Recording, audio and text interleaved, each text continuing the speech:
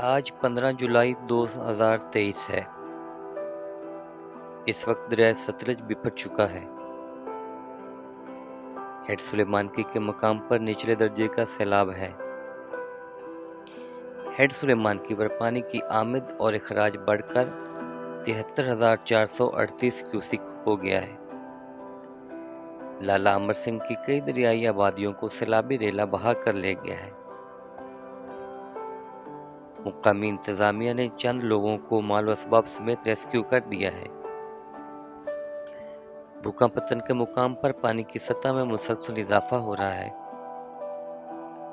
سیلابی پانی سے دریائی پٹی کے متعدد رہائشی ڈیرے، آبادیاں اور فصلیں زیر آب آ گئی ہیں۔ دریائی بیلٹ میں پھنسے کئی افراد کو ریسکیو ٹیمیں بچانے کی کوشش کر رہی ہیں۔ انسانوں کے ساتھ ساتھ سیلابی پانی سے 400 کے قریب جانوروں کو بھی آج تک ریسکیو کر لیا گیا ہے۔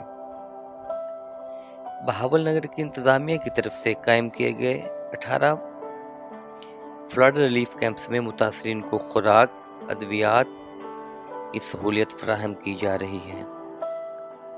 ریسکیو 11/22 کی جانب سے خطرناک مقامات پر 7 پوسٹیں دن رات متاثرین کی مدد کر رہی ہیں۔